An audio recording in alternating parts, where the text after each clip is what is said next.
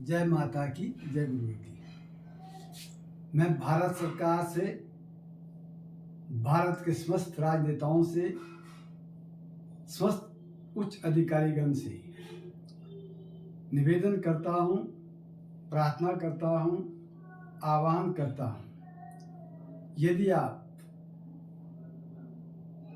देश की अर्थव्यवस्था को मजबूत करना चाहते हैं, देश के व्यापार, देश के उद्योग को मजबूत करना चाहते हैं, यदि आप चाहते हैं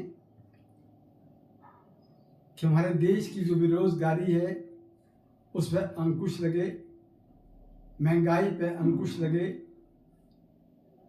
और जो गरीबी बड़ी रफ्तार से बढ़ रही है उस पर अंकुश लगे, और यदि आप चाहते हैं शिक्षा प्रणाली में सुधार हो, कृषि के क्षेत्र में सुधार हो, स्वास्थ्य सुविधाओं में सुधार हो, यातायात के साधनों में सुधार हो, तो आपको मुगलों, अंग्रेज़ों और पुर्तगालियों से जो पहले का भारतवर्ष का इतिहास रहा है उसे जानने का प्रयास करना होगा। भारतवर्ष मुगलों, अंग्रेज़ों और पुर्तगालियों के राज से पहले पूरे विश्व में सबसे समृद्धशाली देश था।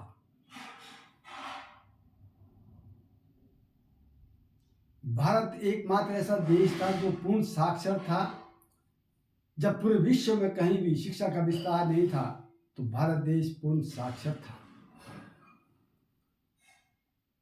उसमें भारत देश में 7,32,000 गुरुकुल हुआ करते थे, 15,800 यूनिवर्सिटियां हुआ करती थी, जिनको पढ़ाने वाले आचार्य और ऋषि मुनि हुआ करते थे। उन ऋषि मुनियों ने अपने तप और ध्यान के द्वारा पूरे विश्व को शिक्षा का ज्ञान दिया, गिनती का ज्ञान दिया, मैथमेटिक्स का ज्ञान दिया। यहां तक कि जो कैलेंडर हम आज देख रहे हैं उस कैलेंडर का जो स्वरूप है, 7 दिन का सप्ताह होगा, उसके ये नाम होंगे, 30 दिन का महीना होगा, 12 महीने का वर्ष होगा, 365 दिन का वर्ष माना जाएगा और 4 वर्ष के बाद 366 दिन का वर्ष होगा। ये सारा ज्ञान भारत देश ने पूरी दुनिया को दिया। उसमें भारत देश 565 रियासतों में बंटा हुआ था, फिर भी एक कड़ी में बंधा हुआ था। उसमें भारत देश के जो प्रधानमंत्री थे आचार्य चाणक्य जी, जब वो प्रधानमंत्री के पद पर विराजमान थे तो उन्होंने इस बात को दोहराया कि यदि देश की जनता के ऊपर अधिक कर लगेंगे तो वहाँ की जो देश की जो प्रजा होगी वो गरीब होगी, निर्धन होगी, भिखारी होगी, और वहाँ की देश की जो अर्थव्यवस्था है वो कमज़ोर होगी। ये शब्द उस समय के जो प्रधानमंत्री थे आचार्य चाणक्य जी, उन्होंने कहे थे। उसमें राजा चंद्रगुप्त एक योजना को लेकर प्रधानमंत्री के पास पहुंचे। उन्होंने कहा, मैं अपने राज्य में और जन कल्याणकारी के कार्य करना चाहता हूं, टैक्स में बढ़ोतरी की जाए। राजा की बात को सुनकर प्रधानमंत्री ने उन्हें सलाह दी कि टैक्स में बढ़ोतरी नहीं की जाएगी, आप एक काम करो, आप अपनी रियासत के अंदर एक ऐसा वातावरण तैयार करो जिससे आपके रियासत में व्यापार कई गुना बढ़े, और जब व्यापार कई गुना बढ़ेगा तो आपके राजकोष में कर के रूप में कई गुना पैसा आएगा। उससे आप समाज में जो जन कल्याण के कार्य करना चाहते हैं आसानी से कर सकते हैं। उसमें भारत देश को सोने की चिड़िया के नाम से जाना जाता था, जबकि भारत देश में किसी भी प्रकार के कर नहीं लगे थे, केवल एक सामान्य कर लगा हुआ था। भारत देश सन 1947 में जब आज़ाद हुआ, उसमें भारत देश की जो जनसंख्या थी वो 32 करोड़ के करीब थी और 4.5 करोड़ लोग गरीब थे। भारत देश में अंग्रेजों के द्वारा, जो अंग्रेजों ने भारत देश में जुल्म करने के लिए कर लगा रखे थे, इनकम टैक्स लगा रखा था, उन्हीं नीतियों को भारत सरकार के नेताओं ने, भारत सरकार ने आगे बढ़ाया। 1947 से लेकर 1980 के दशक तक जब श्रीमती इंदिरा गांधी भारत की प्रधानमंत्री के पद पर विराजमान थी, उसमें भारत देश की आबादी 115 करोड़ के लगभग हो गई थी और गरीबों की संख्या 86 करोड़ के आसपास थी। श्रीमती इंदिरा गांधी ने अपने कार्यकाल में अर्जुन सिंह गुप्ता, जो पश्चिम बंगाल के वित्त मंत्री भी रहे, उन्हें भारत के योजना आयोग का अध्यक्ष बनाया और उनको एक काम सौंपा कि आप मुझे एक ऐसी विस्तृत रिपोर्ट तैयार करके दो जिसमें देश की बेरोजगारी और देश की गरीबी के बारे में विशेष उल्लेख हो। अर्जुन सिंह गुप्ता बहुत विद्वान व्यक्ति थे। उन्होंने एक रिपोर्ट तैयार की और उन्होंने श्रीमती इंदिरा गांधी को जो रिपोर्ट्स सबमिट की, उसमें इस बात का जिक्र किया कि 115 करोड़ के देश में भारत में गरीबों की संख्या 86 करोड़ है और उन 86 करोड़ में उन्होंने अलग अलग तरह से उसका विस्तार किया। उन्होंने कहा 86 करोड़ लोग तो वो हैं जो रोज 20 रुपये खर्च नहीं कर सकते हैं और 50 करोड़ लोग उन 86 करोड़ लोगों में वो लोग हैं जो 10 रुपये भी खर्च नहीं कर सकते हैं और 25 करोड़ लोग वो हैं जो 5 रुपये भी खर्च नहीं कर सकते हैं और 10 करोड़ लोग वो हैं जो 1 रुपये भी खर्च नहीं कर सकते हैं और उन 86 करोड़ लोगों में 60 करोड़ लोग बेरोजगार हैं जिनके पास कोई काम नहीं है। ये रिपोर्ट अर्जुन सिंह गुप्ता, जो योजना आयोग के अध्यक्ष थे, उन्होंने श्रीमती इंदिरा गांधी को सौंपी। उसके बाद भारत के प्रधानमंत्री श्री राजीव गांधी को देश की बागडोर संभालने का सौभाग्य प्राप्त हुआ।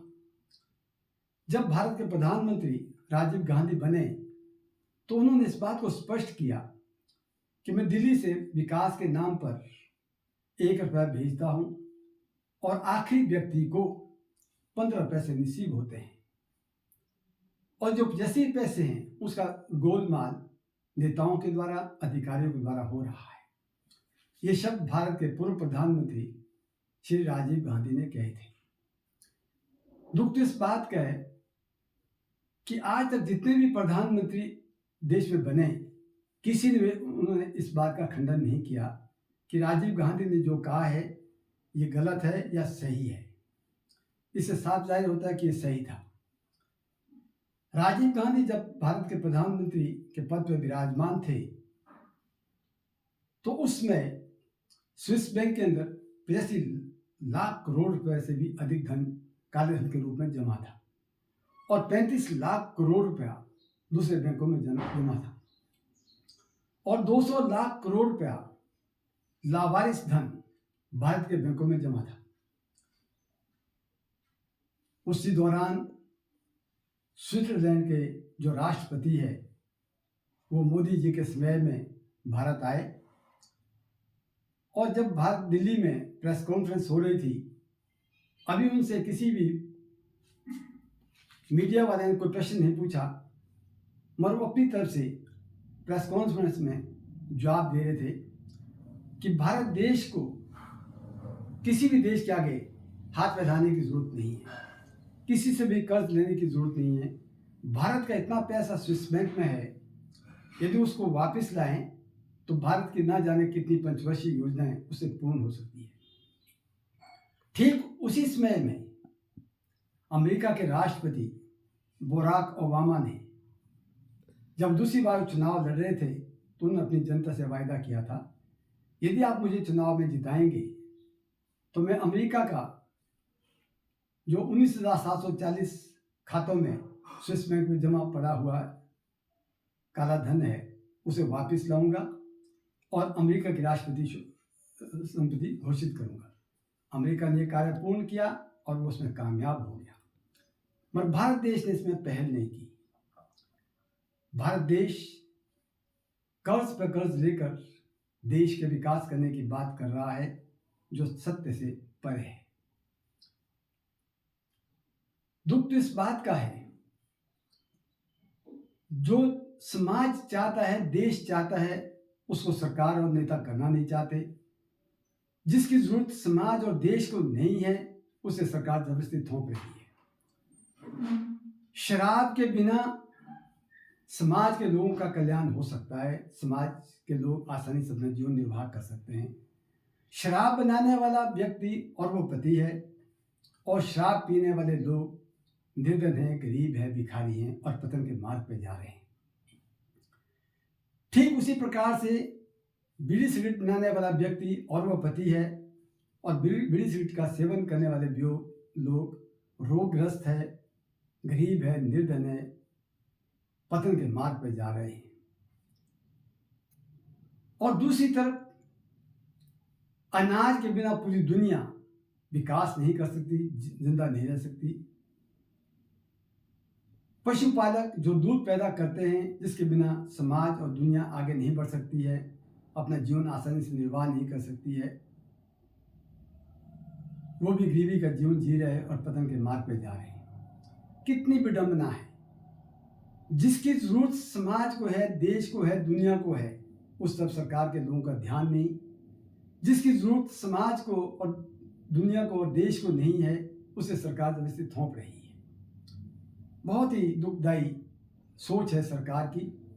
हमें तो हैरानी इस बात की होती है कि सरकार जब भी विधानसभा में, लोकसभा में चर्चा करते हैं तो इस बात को दोहराते हैं कि हमने इतना पैसा फलाने प्रोजेक्ट को दे दिया, इतना पैसा फलाने प्रोजेक्ट। अरे ये काम तो एक क्लर्क भी कर सकता है। जो आपको करना चाहिए उस तरफ आपका ध्यान नहीं जा रहा है।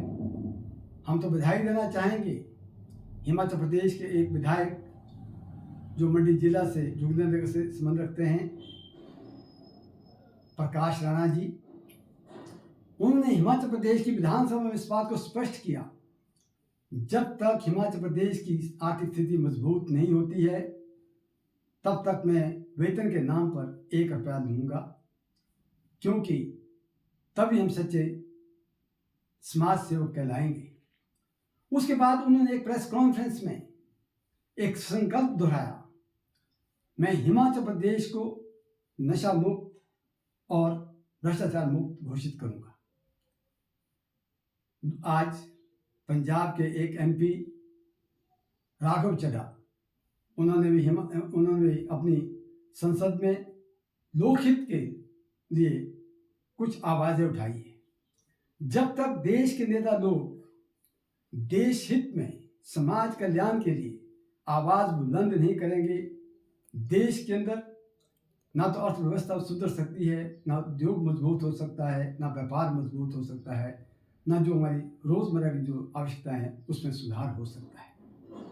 आज ऐसे नेताओं की आवश्यकता है जो समाज के लिए समर्पण की भावना से, त्याग की भावना से काम करने के लिए तैयार है।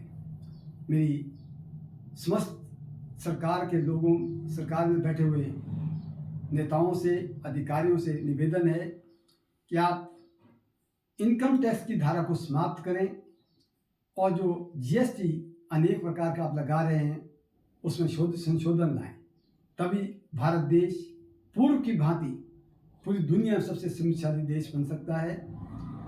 जब भारत देश पूर्व में विश्व गुरु बना, धर्म गुरु के रूप में स्वीकार किया गया, यदि आज भी इसको विश्व गुरु और धर्म गुरु के रूप में देखना चाहते हैं तो आपको इनकम टैक्स की धारा खत्म करनी होगी। इससे काला धन जो जमा हो रहा है उस पर रोक लगेगी, और जो कई प्रकार के टैक्स आपने लगा रखे हैं यदि उनको आप समाप्त करते हैं तो बेरोजगारी के ऊपर, महंगाई के ऊपर और गरीबी के ऊपर अंकुश लगेगा। जय माता की, जय गुरु।